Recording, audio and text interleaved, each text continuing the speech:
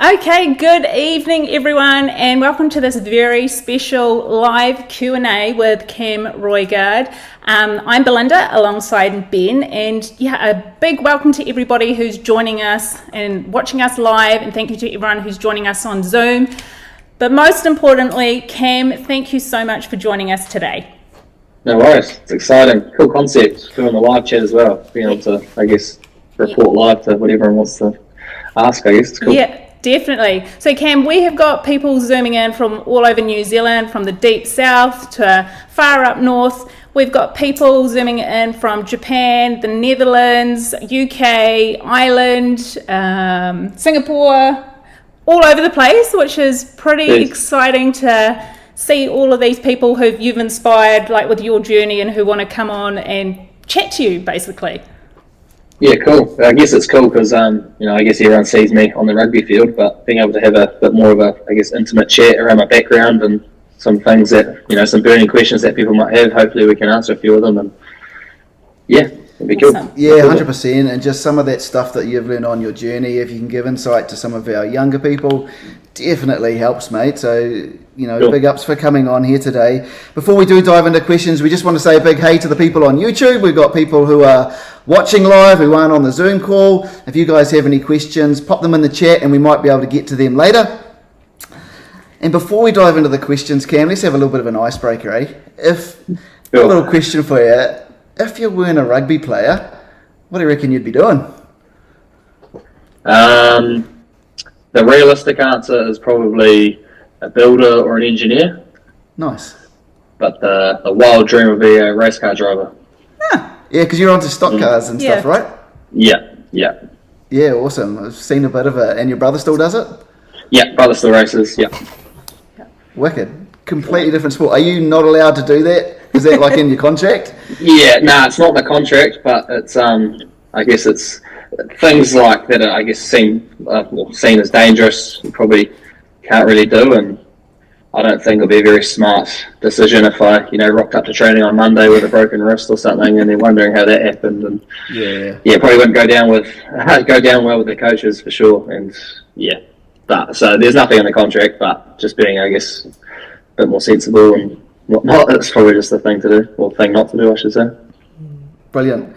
Hey, look, we do want to get to these questions, but what I'd love to do is do sort of Cam's journey in 2 or 3 minutes. For those of you who don't know your background, how you started rugby, came through youth rugby, school rugby, into, say, club rugby, and then through the NPC up into the All Blacks, could you give us like a really quick run-through of what sort of that journey was like for you?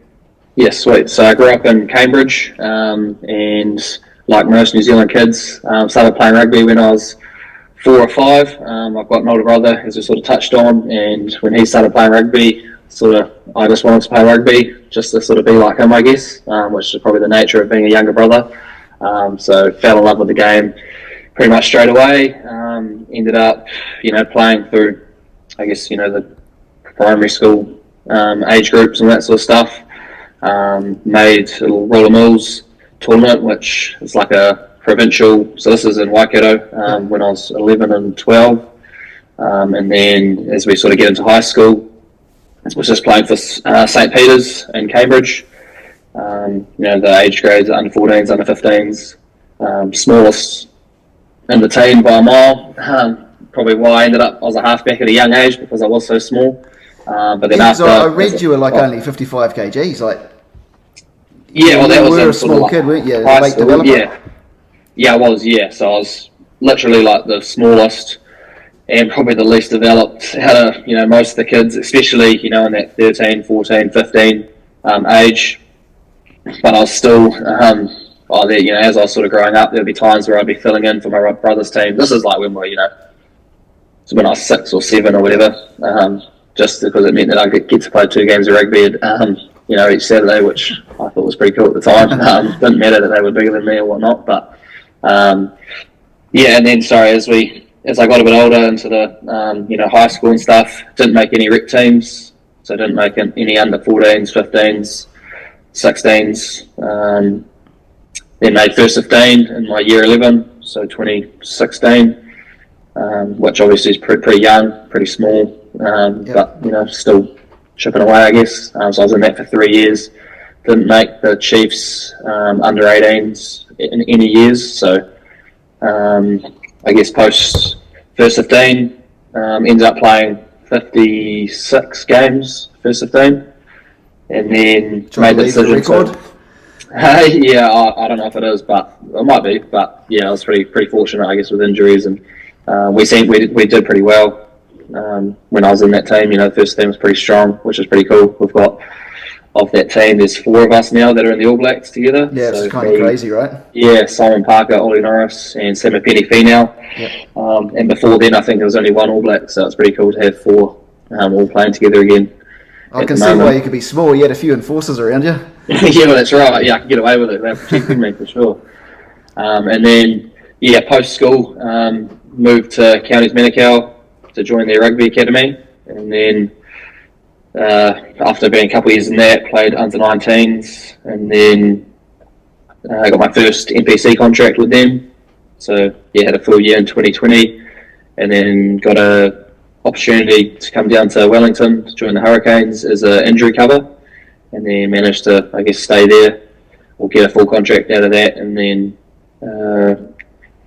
in 2023, obviously made the All Blacks in a World Cup year, which is pretty special. And Absolutely. then, pretty much here we are.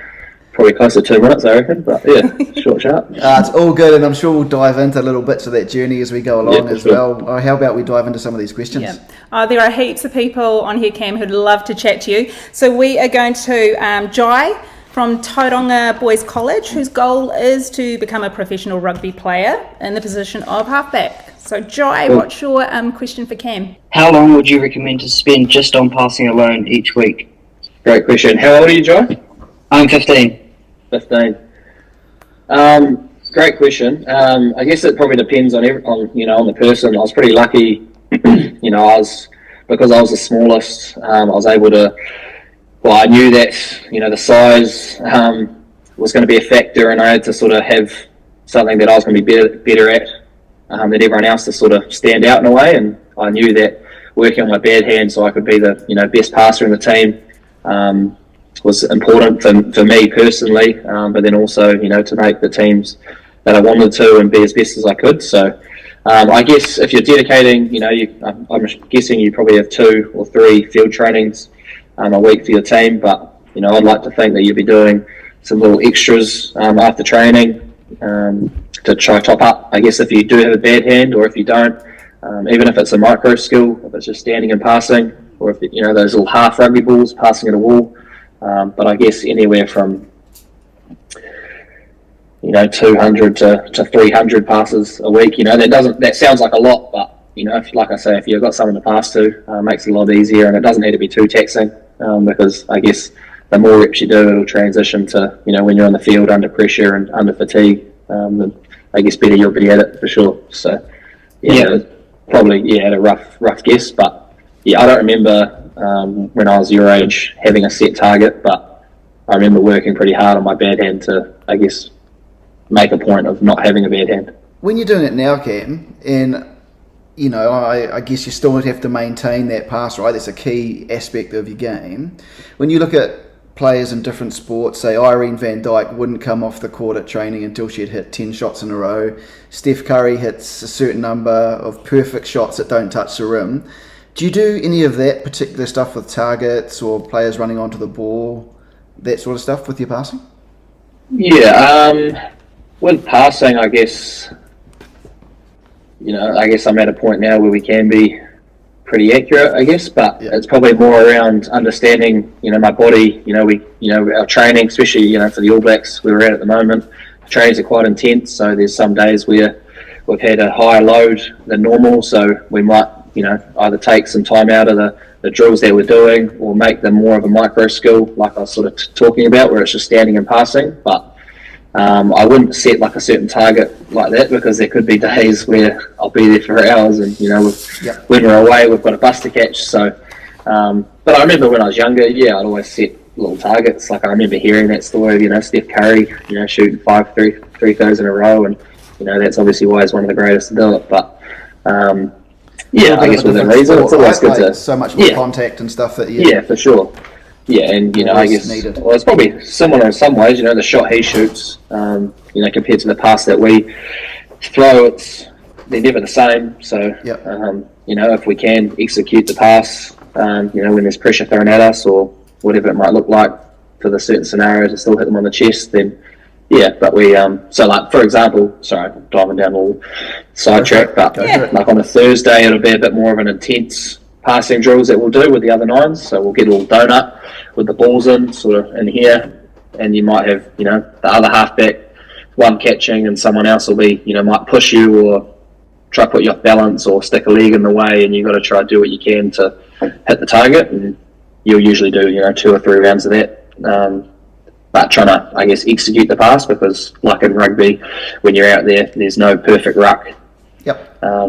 But there are a lot of rucks, and you've got to find a way to get the ball to whoever you're trying to pass to. So it's got a little pride for the game, I guess. Yeah. But trying to replicate it and make it a little bit more game-like. Yeah, I think so. So that would probably be the closest thing that I'd say that we do now to what you're sort of talking about, because there is no standing target nowadays. I find it harder passing to something that's standing still, because we're used to passing, one step in front as they're sort of running onto the ball, sort of thing. So, yeah. Yeah, interesting. Cool. Hey, we've got another question here. Joseva Vunisa. He's 16 from St. Bede's. He's a prop or a number 8, so you're probably not going to give him too many pointers in there, but he's got some really cool questions. Joseva, are you there? Oh, yeah. I was just wondering, what separates a good club player from like a professional player, sort of towards like their attitude towards their training and that. For sure. No, that's another great question. I think, the first thing would be, I guess their mindset would probably be something that I noticed a difference in, and especially when I did, leave school, and I was playing a bit of club rugby as well. I did notice that, I guess club rugby is good because it's fun, it's enjoyable. A lot of people play it for the social aspect, but I guess, if you do want to go to that next step, having a growth mindset around how you're trying to get better, each day, if it's trying to get the most out of your sessions, or you're trying to do more than, what the club players are doing, because that is necessary to go to that next level. And then I guess, with that, once you do make the rec teams that you do want to make, not, I guess, being satisfied with, you've made it, but what's next, if that makes sense. So never being satisfied with what you're doing or where you're at the moment, because one day you're there, and then it goes pretty quick, so you've got to try and make the most of it. But I think the mindset's probably the difference. And then obviously, as you're a professional, you can it's your full-time job, so it's a lot easier to get stronger, fitter. You have to spend a lot more time playing rugby than if you're club rugby playing, or training twice a week and playing only 10-15 games a year. And if you were someone like Joseva, who's 16, loves the game, wants to go further, and he wants to develop his mindset now, what sort of aspects of his mindset should he probably start to focus on? Trying to develop in a way that you are coachable. That's probably something the first thing that would come to mind. There's a lot of first 15 kids that, they do get into the public eye pretty early because they're so talented, but I guess the negative thing of that, potentially in a way, is that they're getting told that they're so good and they're a prodigy and whatnot, and then they believe it and think that they don't need to do anything else to improve that. So if you're brave enough to ask for feedback, even if you are the best in the field, and you're always striving to get better and to learn, I think that's a great start. And coaches love coaching kids that want to be better and want to be the best they can. And if you're a person that can do that, then I think that's a great thing to have in terms of trying to get better and achieve the goals that you want to achieve, because they'll help you out for sure. Yeah, that word coachability comes up a lot in the stuff that we do on our podcasts. As being incredibly important, being really curious and just being open to learning constantly. Sure. Awesome. Cool. Thanks, Cam. So next we are going to Max Johnson. He is 9 years old in Tauranga. It says here he likes playing anything with a ball and will watch any sport. Hey Max, what's your question for Cam? Did you play any other sports growing up? If so, how did you end up playing rugby? Great question, Max. So, I played, I can call it a sport. I think it's a sport. So we touched on it a little bit. I raced speedway when I was younger. So my dad raced, before I was born. So I sort of just with my brother, we grew up into it. So we're pretty lucky to be able to race in the summer. And so I guess So I did that. But then obviously, I played rugby from when I was about 4 or 5. Because my older brother was playing and I wanted to be like him. I just loved the All Blacks, loved Super Rugby. I just, I remember being on YouTube all the time watching, all the rugby highlights of players. Yeah, I was such an active person as well. I remember, I played touch in summer as well. I think I played one season of cricket. I was probably just like most New Zealand kids and probably like you, Max. I just love being outside and playing any sports I can. Which I think is so good for someone like yourself at your age to get involved in as many sports as possible. Hey, we're going to head over to Hastings now, and we've got Te Ariki Joseph Maui from Hastings Boys. 16-year-old, a little bit like you, made the first 15 at quite a young age. Trying to find ways to improve his craft as a halfback. Te Ariki, do you want to ask your question? What are some habits or tips that I help you stay mentally prepared for anything that game wise, training wise, so you're always in a good mental state?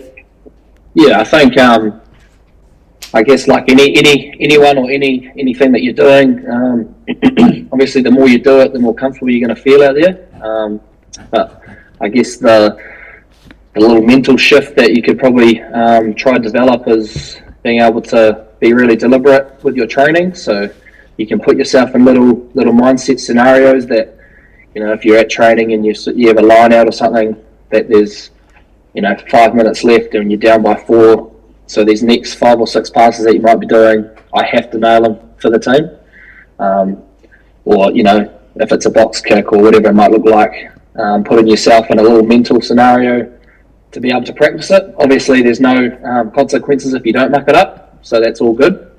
But I guess, like anything, like any training, if it's physical, but obviously the mental side of it, being able to, I guess, train yourself to be comfortable in those situations. Because I guess at the end of the day, no matter what scenario you're in, you've done it a lot of times. You've done it since you were probably, I don't know when you started playing, but if you're 5 years old and you've been playing rugby your whole life, it's still the same field. It's still the same scenarios that you've been in before. Just maybe slightly higher stakes. So yeah, I think if you can try replicate it at training, even if you talk to your coach about giving the team some scenarios when you are training, that might help on Saturday if you do get nervous. Hey, Te Ariki actually posted another great question as well, so I'm going to ask it for you, Te Ariki, before you disappear, and it was, what separates a great halfback from a good halfback? That is a good question. For myself, I reckon you've got to have, well, the first thing is obviously your core role, so your passing, your kicking, your fitness. I'd say that falls in as your core role as a halfback. You've got to be one of the fittest on the field. Our workloads in terms of the distance we cover is the highest, and the quicker that we can get to the rucks, the better we'll be for the team. And if we can hit, every pass on the chest, then that's a great thing for, I guess, getting the team momentum and being able to attack with the ball. And I guess the next thing, I wouldn't say it's all just for halfbacks. I'd say it's for everyone, but everyone's got their strengths. Everyone has their weaknesses, but we talk about it a little bit at the Hurricanes. But so we have our super strengths, so that's something that separates you from the rest. But being able to work on them to keep them super strengths. So if you're someone that runs the ball really well, you got to practice that as well. So it's not just what's my weaknesses, I need to work on them, but you want to keep your stuff that's, I guess, made you, a good player or makes you stand out. You got to keep working on that because, everyone else is going to keep working hard as well. So that can sort of keep you, I guess, above the line or a little bit different to everyone else. Thank you. So we are going to Cade Hart from Tauranga Boys College. So Cade, what's your question for Cam? Are you there, Cade? I might ask it. So his question was, what are the sacrifices you've had to make to become an All Black?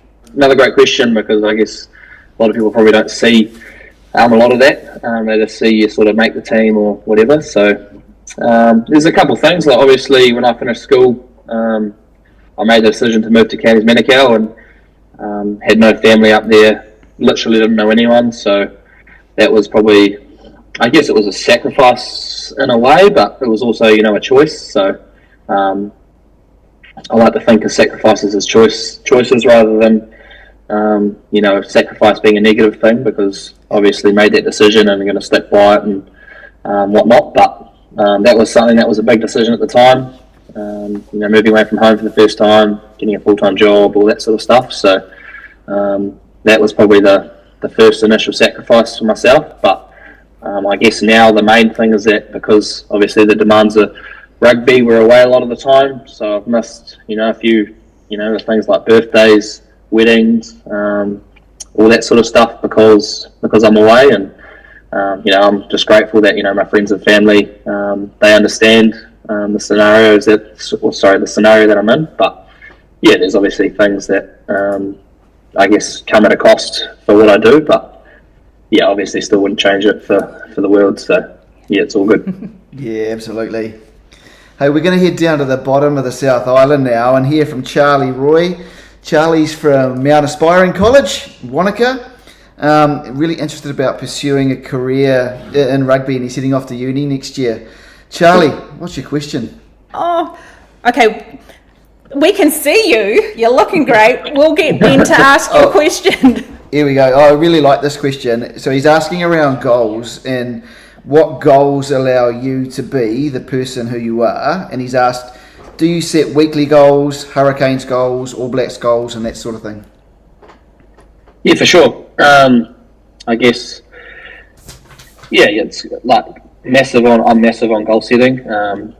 It's, something that I guess stops you from just sort of floating, or drifting, as the weeks go by, without sort of any sense of direction. So, I guess going back to when I first made the Hurricanes, I remember talking to Dad, and we were talking about, there's only one step left, and that's to become an All Black. And so that was sort of, I guess, a long-term goal. It seemed a bit more realistic than when I was a kid, obviously, because it seemed so far-fetched. But I guess stripping the layers back on how that would actually happen, and little mini, I guess, micro goals in between was something that I always sort of kept me motivated and keep me working hard to achieve them. So when I first made the Hurricanes on injury cover, my next goal was to obviously debut. So that was to get an opportunity to play, and then nothing was guaranteed in terms of contracts, so had to.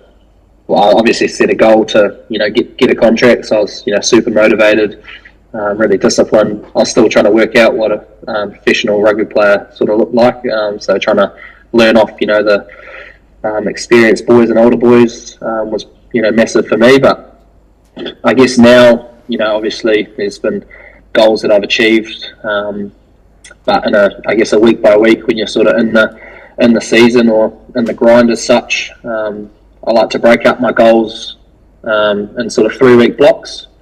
So I think the theory is that if it's 1 week, it's probably slightly too short and you're doing it all the time. But if it gets 6-7 weeks, then it's easy to drift and forget about it and fade. So 3 weeks for someone like myself is always good, because it sort of keeps me focused in each block. I'm able to sort of commit to it pretty fairly and challenge myself however, or with whatever I sort of set or focused on, and it's pretty easy to check back in or change it after each block.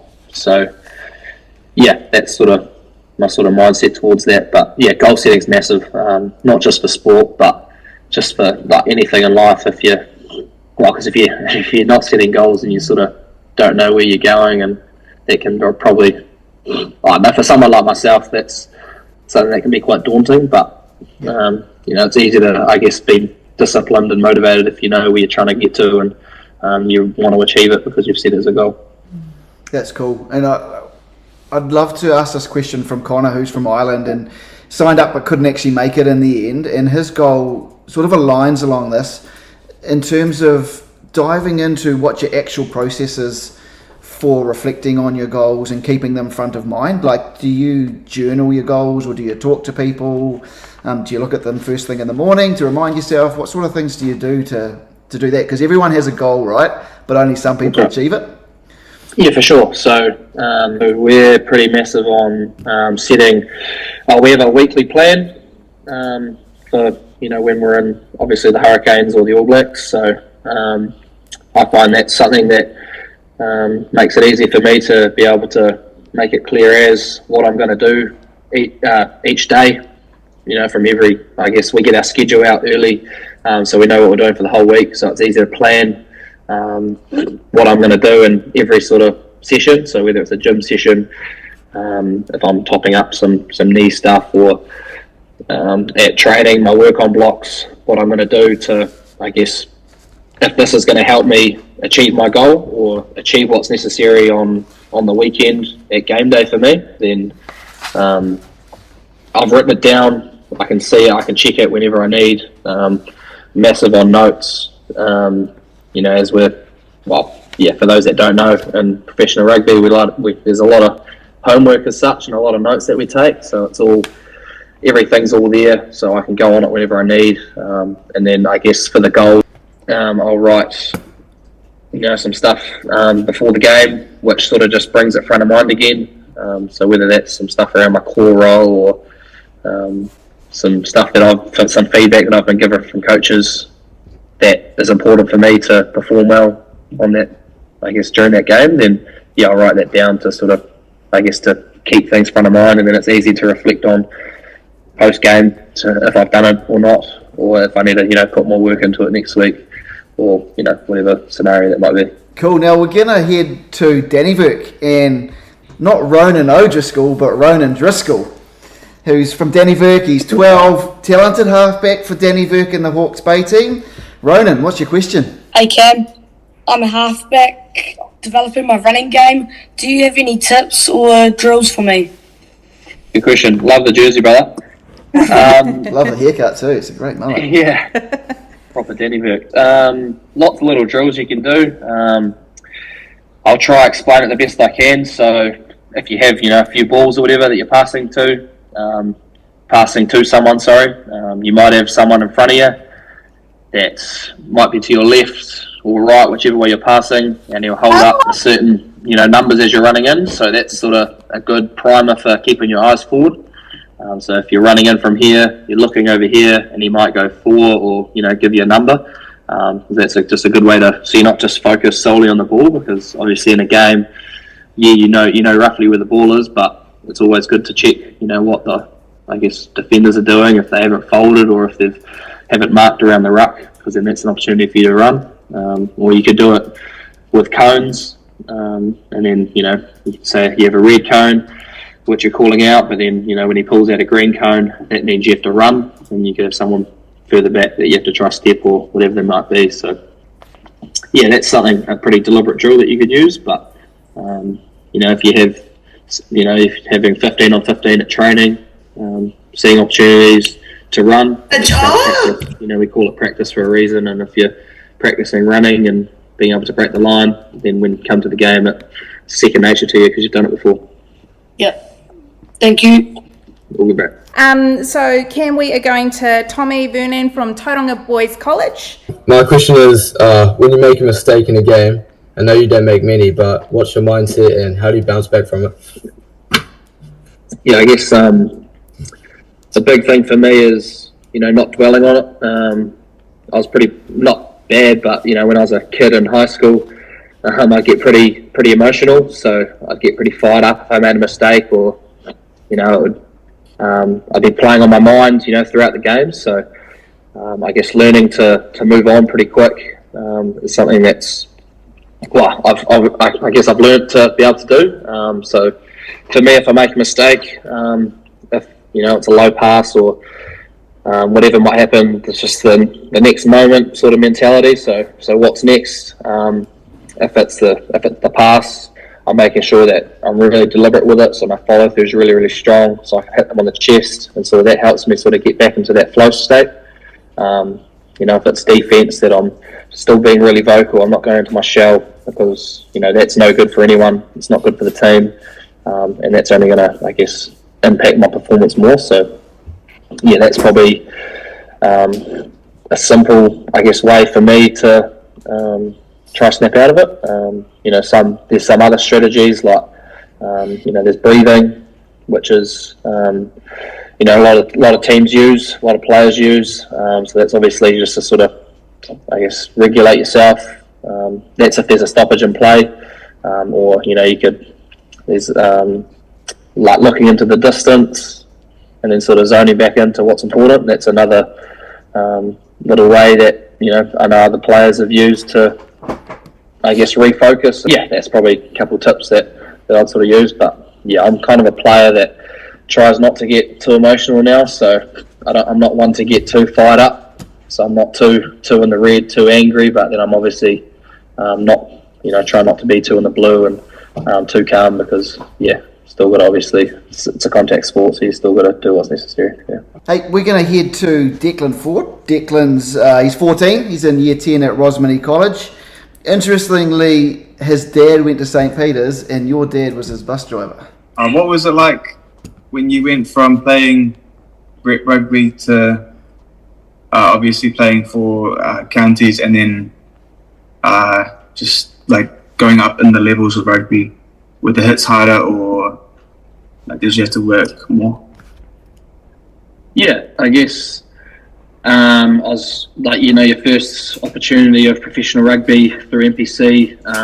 It's a massive learning curve, because it's, you're not playing club players, you're playing Super Rugby players, and that was something that was pretty daunting for me. But I guess the thing that you sort of notice pretty quickly is that it's still just a game of rugby, and it's no different to, like I said earlier, than what you've done, throughout your whole life. So I guess the transition from NPC to Super Rugby is that they're just better athletes. So obviously everyone that plays Super Rugby has been in the NPC, so they're all full-time players. So they're faster, they're stronger, they're bigger. But I guess on the the shift of that is that through Super Rugby, obviously all the players are really good, so you're able to really just focus on doing your job really, really well, and you're not having to cover what other people are doing. If that's, being a halfback, I don't have to make as many tackles as I probably would in the NPC. And yeah, I guess you can sort of focus on, like I said, just doing your core role really well. And then I guess the shift from Super Rugby to the All Blacks or to international rugby is that there's different playing styles. So you play the European teams, and they're very set piece dominant. They're very structured, so it's a lot more physical because of that. So, but then it's also a bit slower. But then when you're versing teams like Australia or South Africa, sort of have a mix of both, but it's a lot faster. The ball and play's higher, so the intensity is a lot higher. So it's probably just a lot more taxing on your body, and it's a lot harder mentally because you've got to be focused the whole time. So yeah, I think it's just, I guess, the nature of it. It's another step up, but I guess the crazy thing, or the thing that I still sort of pitch myself about, is that you're literally playing the best players in the world.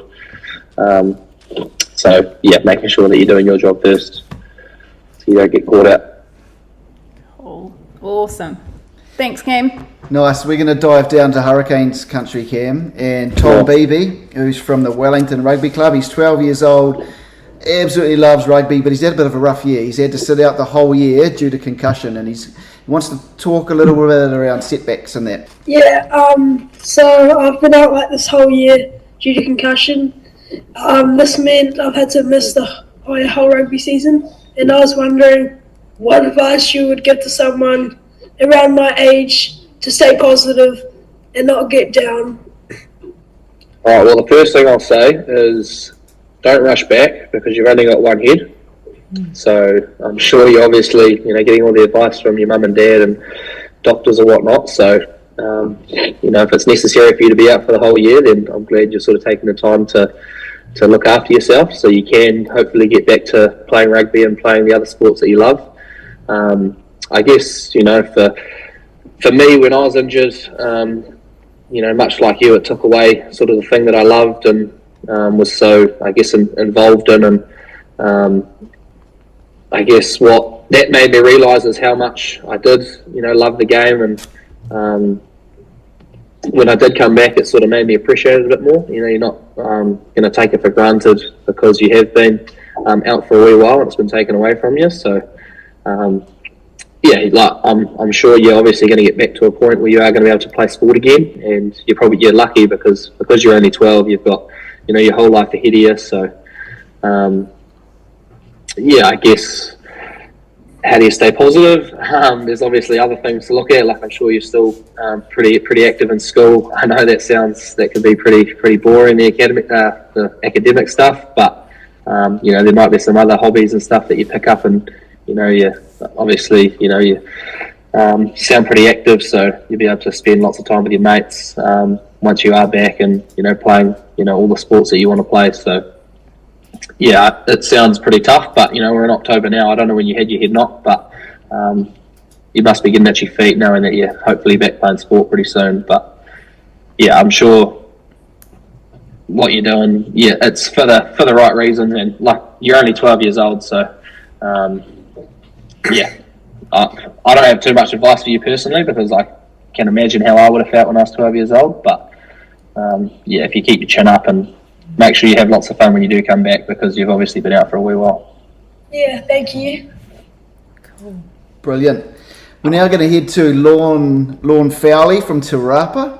Now, I'm expecting Lorne to be in his rugby gear because Mum says she buys him all these nice clothes, but even if they're going out to fancy restaurants, all he wants to wear is rugby shorts and rugby tops. Lorne, are you there in your rugby kit? Yeah, no, I'm not. It's my son, Ryland. Oh, Ryland, sorry. What was the change for you between club rugby to high school rugby? Being little. And being a real little. The main thing, well, I guess from high school to club rugby was the first thing that I noticed that I was playing men. So I'm playing guys with full beards and receding hairlines, the whole lot. So that was something that I guess was a bit of an eye-opener for me, but it's probably the thing outside of the field is at the social aspect. So obviously the club players enjoy spending a lot of time together outside of off the rugby field. So if it's having beers or whatnot, they're playing for the social aspect. So I found that for myself that was pretty committed to the game. It was quite a surprise to see that not everyone was the same as me and as committed, because obviously they have full-time jobs, they have families, they have all that sort of stuff. So that was the thing that initially stood out for me. But I guess in a exciting way, it was cool to be the young fella that was sort of being able to stand out for trying really hard and being able to do everything you can to win for the team. The club I went to was a pretty humble country club that results didn't often go their way, but I was always giving 100%, and I guess that was what sort of helped earn the respect of these adults that don't know this young, scrawny little 18-year-old kid who's just sort of come out of nowhere. I really enjoyed playing club rugby when I was, because it's quite refreshing, seeing people that are just there for the fun of it. They're not always there to try to be the best in the world. They're just there because they love the game. So that was probably the main difference I noticed from finishing school and high school rugby, for sure. Thank you. You mentioned being a little scrawny kid. And my son's going through it now. He's 17. He's only just starting going through puberty and starting to grow in his football, and it's been difficult for a few years. When you started to get a little bit bigger and you realised that you needed to, bulk up if you wanted to go through the grades, what'd you do? Yeah, so I was pretty motivated when I was in high school and as I sort of touched on before, like our first 15 team was pretty successful for a co-ed school, and our training was pretty full on for school. Like we were gymming 3 times a week,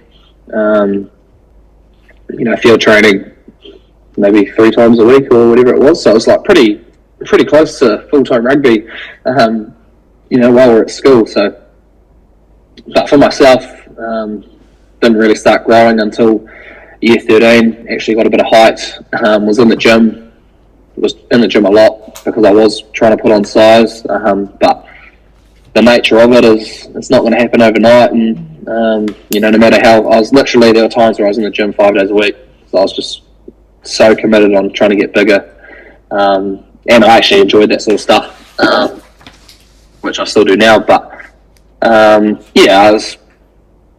I don't get too worked up about it though, because I was still being able to play some pretty good rugby, and my skills were improving each game or each month. I was getting better, and it probably wasn't until I was in the academy where I did start putting on size and sort of learned a little bit about diet and what I should be eating, and I guess taking that sort of side of it a bit more serious, and I was able to see some change relatively quickly over those couple of years in the academy. But yeah, I guess a lot of it is just literally just time.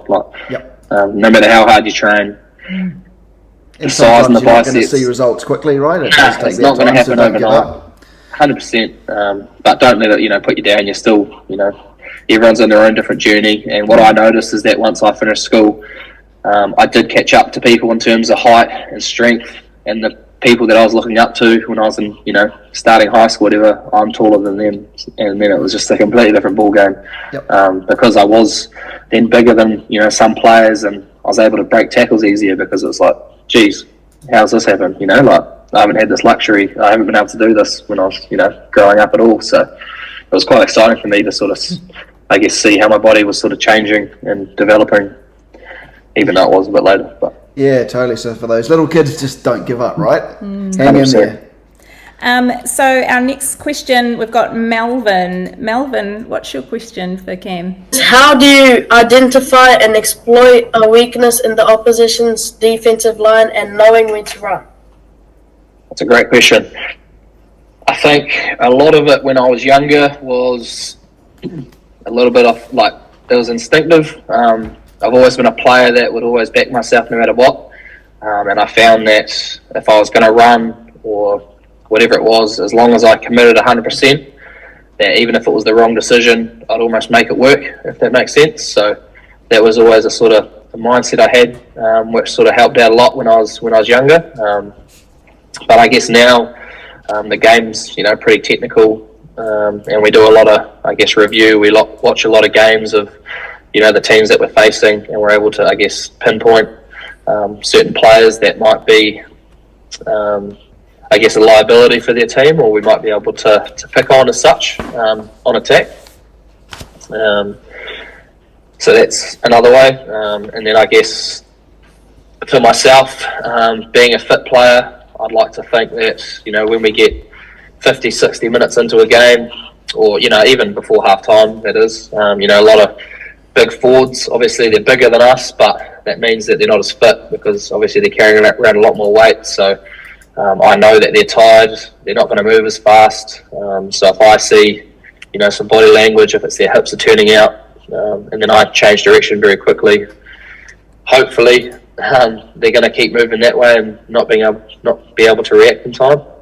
That's sort of something that I sort of look at. But yeah, if it wasn't a specific around a player that looked tired, it'd probably be body language of their shoulders or their hips. So if they're facing out, then I'm able to sort of throw half a dummy to make them move out of the way a little bit and be able to run through, if that's what I'm trying to do. Yeah. Cool. And some of that just playing enough to recognise those patterns in those moments, right? And then you see them more regularly. Yeah, 100%. And like I said, it's a lot of it's just backing yourself. There's sometimes when I'll make a line break and you're not even thinking, just because you're sort of in the flow state and it's all happening very quickly. So yeah, I guess that all comes down to either the training that I've done or the years of playing the game of rugby that, when the opportunity comes, that I'm able to take it without thinking about it. Awesome. Hey, we're going to head off to Tina Clay and her son Themba. Now, he's 13. He's following your path, mate. He's from Oni Federal Club. He's heading to St. Peter's on a scholarship next year. And he's got an awesome question around sports parenting, which is a real passion of ours. So I'm interested to hear your take on this one. Themba and Tina, are you there? Yes. Kia ora, Cam. What kind of support did you have, and what was your school boy rugby like? No, my parents have been so supportive, obviously, throughout my whole journey. I guess, my dad was a big part of the first 15 when I was there, so he was the bus driver / assistant manager. So they own a bus company, so being able to, I guess, drive the bus for the team was his sort of way of being able to get to every game. But they were massive supporters for me, not I guess pushing anything in particular, but they were always there no matter what. I loved my time, at St. Peter's in the first 15. The coaching group, the parents were all super supportive, and they cared a lot, about the players, which was really cool. And particularly when I was finishing school, when I was making this decision whether I was going to stay in Waikato or go up to counties, I remember, Mum and Dad were they were supporting me in, whatever decision that I make. They're going to back me and support me 100%. They weren't sort of forcing me into any particular decision, although, I probably know for a fact that Mum would have wanted me to stay at home in Waikato because then I'm still at home, so, looking back, that was something that was probably massive for me, and I was able to make the decision based on, I guess, my goals and what I wanted to achieve. And there's a bit of backstory around, certain coaches in the Waikato frame that sort of made that decision for me. But yeah, the support that they had for me was massive in terms of, I guess, enabling me to do what I wanted, and almost no questions asked, but we're going to support you no matter what. Yeah. Sounds like you're pretty driven. Did they ever have to give you a push or a nudge and go, hey Cam, these are your goals, you're not living up to these, or were you're pretty much on that path yourself? Yeah, no, I was pretty much, I was probably pretty self-motivated, and especially as a kid, I love rugby, and I was just so competitive. I don't know if it's probably from the speedway background, to be honest, because you're obviously racing other players, but other drivers, and you're on your own. But I remember I did struggle a little bit when I was in sort of intermediate because of I guess I was probably one of the better players, and I did get frustrated at other players a little bit, and that was probably something where Mum and Dad were like, hey, you can't get mad at these your teammates because they're trying their best too. But no, I don't think they sort of pushed me or drove me in any sort of particular direction or for these goals that I sort of want to achieve. It was kind of just, they were sort of along for the ride more so. Do you think that helped make you more self-reliant, that if they step back and they're just there in a support role, it then became your job to be in charge of a lot of that stuff? Yeah, I think so, yeah. They probably just sort of knew what to say at the right time. I got a pretty close relationship with obviously both of them, but Dad and I, we talk quite frequently. Majority of the time it's obviously about rugby, but I remember when I first left school, when I left school, had a full-time job doing this academy. It was really hard because I guess the training was outside of work hours. I just started a building apprenticeship, so I'd be gymming at 4 a.m, going to work at 6, finishing work at 5 p.m, and then going to do some skills for the academy, and then going to club training, and I wasn't getting home till sort of 9:30, whatever, and that was pretty tough, I guess, lifestyle change for one, but being away from home as well, so I was I was homesick and all that sort of stuff, but they were really good in terms of, they sort of talked to me around what I wanted to focus on, because you can either do both and sort of, not half-ass it, but you're not going to get the most out of both things, whether it's work or the rugby. So that's when we sort of decided to look at a different option for work to sort of enable me to commit to this rugby, because obviously I've made the decision to leave home. So how am I going to, I guess, give it a genuine crack that if I don't succeed and, play professional rugby, then I can sort of say that I've given it a genuine crack. So yeah, mum and dad were massive in that stage of my rugby career, because without them I probably would have ended up back in Waikato and being a builder or whatever. But so like I said earlier, they've just been along for the ride with me. It's my rugby career is as much theirs as it is mine, because as parents know, it's it's a massive investment of time and money and all that sort of stuff to support your kids. So yeah, just grateful now that I guess they're sort of reaping the rewards of it too. Awesome. I love those insights. Like, sometimes it seems like an overnight success, but it never is, right? There's those really long hours in there that no one ever sees. 100%. We've got a question from Cody Holtz. He's from Hamilton Boys High, so competitor of your old St. Peter's team, and he's been playing under Peter Ratama, Cortez's dad. Cool. Cody, are you there? Cody may have dropped off.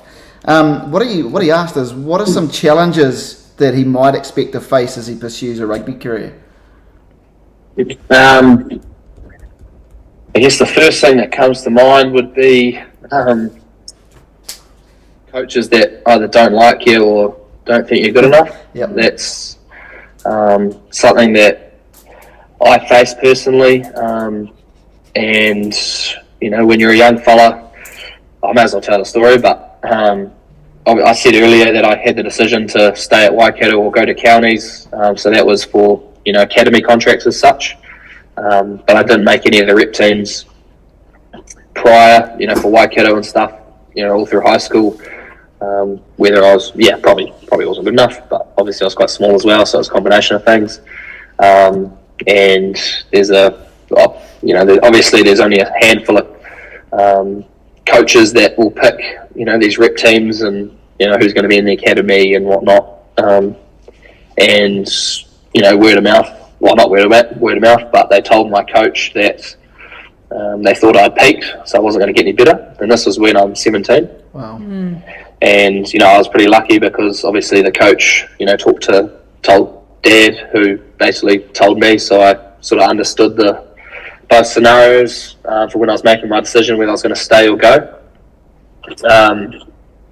And I guess, but being able to not let that demoralise you and make you, I guess, stop chasing your passion or your goals that you've set, because I've seen, people that have sort of given up because they've been told that they're not good enough, or they've not been given an opportunity because of, one or two people's opinion, which, I think it's pretty shocking, to be fair, for kids to hear stuff like that. But which is crazy. Like, it's but I guess that is the nature of sport. You've got to pick a team and who you think's best, and there is only a handful of players. Coaches or selectors that will do that. But if you're pretty dedicated, you've got goals that you want to achieve, and you're willing to, I guess, make a certain sacrifice or two if you need to I guess, enable that dream, then I think you'll be sweet. But I think my story would be a lot different if I stayed at home at mum and dad's in Waikato, because of just the sort of how it was all panning out. But being uncomfortable is important, right? Yeah, for sure. I think that's where you grow, not just as an athlete or a rugby player, but as a person. I learnt a lot around what genuine work ethic is. I like to think I learnt a lot from mum and dad when I was younger, but when you are sort of trying to balance the rugby and the work, and you're doing both to, I guess, a really high standard because you care and you don't want to let your boss down, and you see him who's working extremely hard because he's got his own company and he's trying to provide for his family, so he wants the best out of you. Things like that. That's where you learn a lot about, discipline, work ethic, and not giving up is probably the main thing. Cool. Cam, we've now come to an hour, so we're just going to squeeze in one last question, if that's okay. Yes, sweet, no worries. Cool. So we're going to Logan McKay from Central Hawke's Bay. Hi, my name's Wyatt, and what is the best advice you got from a coach? Best advice from a coach? Was that the question? Yeah. That's a great question. I remember I was getting some advice around, so this was when I was in high school. I was pretty angry at myself for making a mistake in training. And probably, I know that at the time, was very bad at hiding my emotions. And I remember my coach telling me that when I leave school, if I'm acting like this, with all these, adults at club rugby or whatever, that one's going to turn around and punch me in the face, which I know it sounds crazy, but I guess the story, or like the message behind that, was around, I guess, controlling my emotions, not getting too angry or caught up in the moment, being able to think clearly and make really good decisions, despite, I guess, what's happening at the time. Because like I said, I was someone that super competitive, always want to be the best, do everything at 100 miles an hour and be perfect. But then once, I remember this conversation so clearly, because I feel like without it, because of it, I sort of learned a lot around being calm under pressure, and despite what's happening in front of me, not getting, in the red, not getting too angry, and being able to, I guess, do it with a smile on my face, because, I am enjoying what I'm doing, despite, even though I care as such. So that was probably something that, moving forward into, playing with adults and playing, professionally, that was something that helped a lot, because of, being able to get on with your teammates and not get too angry at them to annoy them and make them angry at you is probably pretty important, especially for a halfback that everyone's pretty much bigger than you. So Cool. Well, that's our hour. I can't believe it. It's just whizzed by. Just a few thank yous. Ben, I'll chuck it over to you first. Yeah, look, Cam, first of all, just a massive thank you for coming on and answering our questions. We didn't get to all of them, but hopefully maybe one day we can get you back on and we can look at some of those others. It's really rare to be able to get someone playing at an All Black level to come in and spend an hour with people from all around the country and all around the world. So just a massive thank you for giving up your time. We know you've got a busy schedule. It's so important to our youth to hear from people like yourself. Not just about being a good rugby player, but a lot of those habits and values that make us good people.